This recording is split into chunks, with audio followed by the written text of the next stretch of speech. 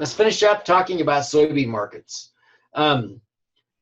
Strong soybean meal markets. So one thing that happened in the supply demand balance sheet was the USDA did that was positive for soybeans was that they raised the crush, and so you've got happening worries about kind of on and off stories about how COVID-19 has been affecting the flow of crops to the ports in Argentina, and they've also got government tax issues. You know, they have a city versus country thing going on, and that affects them. So one of the big what does Argentina export ag products. So they tax hard beans, and there's more of a loophole, I guess, or less taxation on soybean meal because they process it in country. They employ people, so people follow their incentives. Some reduction in 2020 Brazil crop size from late season dryness. The Brazilian president has said, basically, I saw this article about, it was last week, saying that he wasn't going to, where although his governors, the people lower, state level of government, they were doing mitigation on the coronavirus. He came out with a statement, basically said that Brazilians have a lot of immunity. We're just going to let it work out. They're going to go for the herd control thing, and herd immunity.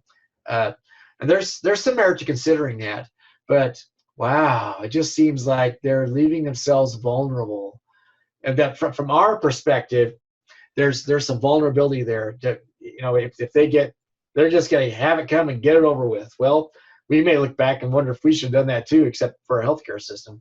The point is, the coronavirus story may not have all been played out in South America, particularly in Brazil. And if they get disrupted and can't supply beans, and right now this is their harvest season, this is when they got a bunch of it, but if they have disruptions, then that sends business back to the U.S. Even with our high dollar, if we can maintain our logistics system and keep our grains coming to ports, you'll have an inelastic demand. It'll be good for these markets. So we'll see how it goes. 2020 U.S. planting prospects, 83.5 million acres planted, projected by the USDA. I was too high before. Yeah, what I was talking about was the expectations coming in. Adjusted post-report expectations, 84 to 87 million acres. So the market, in their thinking, is thinking that all those 97 million acres won't get planted to corn, and some proportion of them, 2 or 3 million acres, will come back and go into soybeans. We'll see.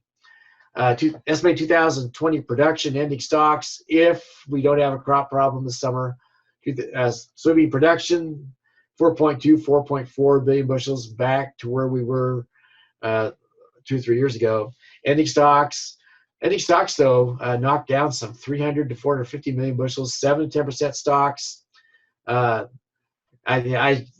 shouldn't say corn, that should say soybeans. That Alicia, that's what you get when you work from home instead of in your office. So, anyway, see, U.S. season average soybeans, USDA's projected 880, and so 880, 850 thereabouts. That looks like somewhere in the mode for me. And again, the caveat: if South America avoids major COVID-19 disruptions as our main competitor with soybeans, then we'll have a moderate, up and down type of a year, no excitement. If they have major disruptions, that's a wild card that could, at least for periods of time, help the U.S. help. You're not wishing any problems on anybody, but it's something that could help our markets. Here's a soybean supply demand sheet, came out yesterday. Again, you see crush up 20 million. You see that crush line go across 18-19 marketing year, 2.092 billion, 2.125 to 1920. Raised that 20. They fiddled on the edges, took down seed and residual, and then when they don't know how to balance things out, seed and residual is sometimes the victim. Exports, they dropped the export projection down 50 million bushels. Well, sizable crop, South America. We shall see, but we just talked about, hey, you know, that's not a sure thing. With all that working out, ending stocks up 55, stocks to use 12%, up some, and all that changing around. U.S. Average market price 865, and you can see soybeans have had their low time, but it had jumped up higher again, fell back down. They're stumbling around, trying to figure out where to go. Basis, you know, we showed you that grain sorghum basis bid. Hutchinson, Cargill, export-oriented place. You know, there's that is. So we've seen the soybean basis detach itself from where it had been the last 3 years. So something, this is not a sign of weakness in the market. It's a sign of some movement anticipated.